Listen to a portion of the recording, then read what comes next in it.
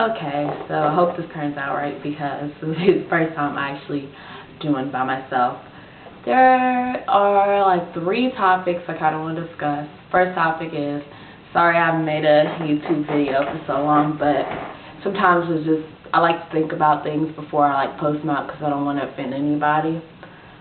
And so sorry you haven't heard from me in a while. Second thing I want to talk about is, well actually there's 4 things I want to talk about.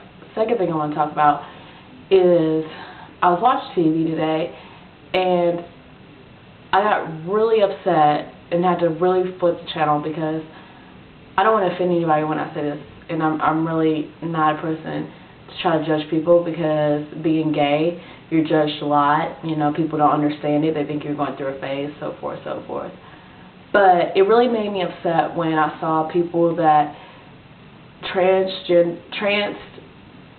and turned themselves into the opposite sex. That didn't make me mad, but the fact that they turned back kind of upset me a little bit because I feel like a lot of times with like the world and society, when they don't understand something, the first thing they think is people are going through phases, and they don't even try to think of that person as like a special person. They just don't even do that. They just automatically make an assumption about somebody and move on. And that's not what I'm trying to do here because I respect anybody's decision.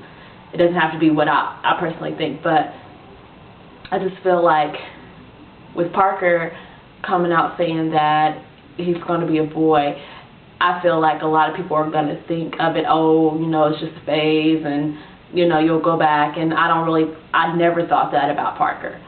The first time I met Parker, I'm the one that addressed Parker about being transgender, and that's because I saw a movie on Lifetime, the Gwen O'Hara story. I don't know if anybody saw it, but it is a really good movie, so check it out. But I watched it and got a lot of questions in my head was just going about, you know, things that I related to our relationship, and I approached Parker about it. That's how it came about, and Parker started researching and all that stuff. So that's the one thing that's the second topic I want to talk about. The third topic I want to talk about is labels. The problem I have is the fact that we live so much under labels. It's ridiculous. Like, the world revolves around labels. You're straight, you're gay, you're bisexual, you're transgender. And as much as I don't want to think about labels when it comes to dating Parker, since I am a lesbian, in our reality, to the rest of the world, I'm still a label, you know. And so, like, I don't know what to tell people. Like, I just came out to my family probably like last year. I've been gay for a while, but my story basically is very long. My childhood is, I hadn't seen my dad for about 12 years in his side of the family. So I came out to them last year when me and Parker started dating, and I told him I was gay. And this is before Parker decided that he was transgender, and this is something he was going to do with his life.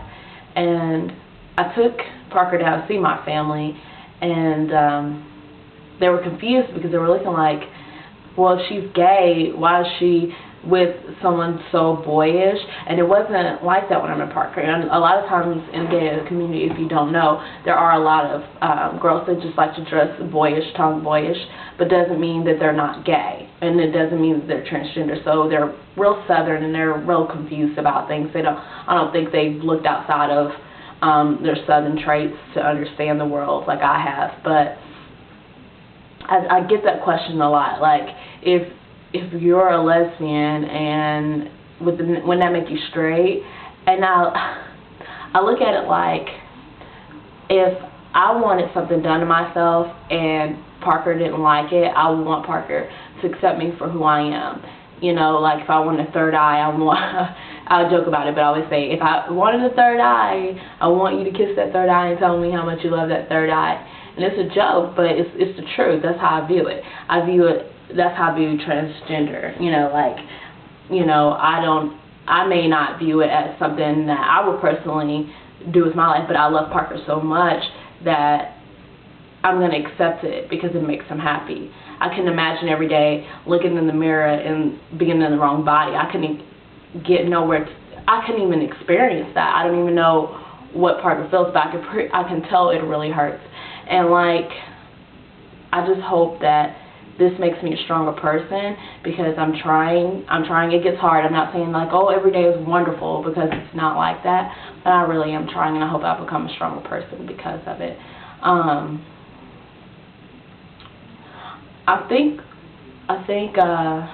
just want the world to know that we should no longer be about labels and what people think that we should be. Like, you should be straight, or you should do this. We should just love whoever we want to love, you know. And whether it's the same sex, opposite sex, or special people. That's what I prefer to call Parker. If anybody had, you know, any like judgment, I'm like, you know what, Parker's special. You know, it's something that people don't understand, and when people don't understand, they're confused. They like to judge, and I try not to. I know I'm kind of contradicting myself, because at the beginning of this video, I said some things about people that go back to transgender. I don't think I'm so upset. I just don't want the world seeing this and then think that everyone that's transgender is going to eventually go back to their original gender, and now, you know, the people that are making the decisions for the rest of their lives are just going through a phase. You know, it's really a touchy subject, and people are really insensitive.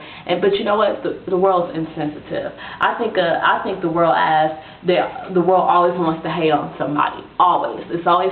We have to make somebody the enemy. Like, you know, first it was slavery, so now we're not gonna like black people. So, you know, we have racism against black people, and then this whole gay thing came up, and so it's like, oh, now we can hate the gay people, you know. And so now, you know, it's no longer about gay people, and more people are coming out being transgender, and this is how I am, I was born like this. Oh, now we're going to hate transgender people. The world just wants to hate somebody, because they can't look at themselves and see that they're ugly inside, so they just want to hate on somebody to make themselves feel better. But really, I thought I had 4, but I guess 3 was probably really what I needed to discuss. I don't know what else to talk about, but I just want everyone to know that I love Parker to death, and I would basically do anything to protect Parker, to make Parker feel wanted, even if nobody else does. I mean, because it's the only thing that Parker's done for me. Growing up in the childhood I grew up in wasn't a very good childhood. You know, my mother is very... She's my mother, you know, and sometimes I deal with a lot of stuff when it comes to her, and she's not. I don't think my mother is where she should be mentally, basically.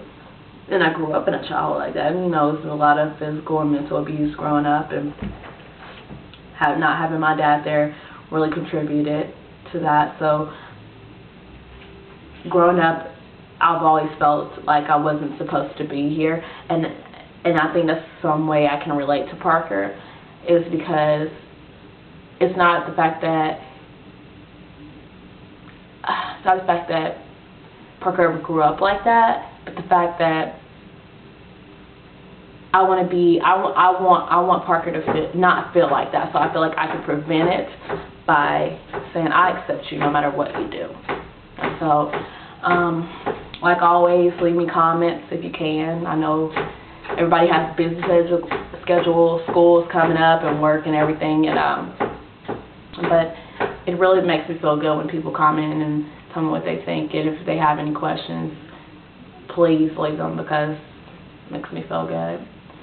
And I'm outie. Peace.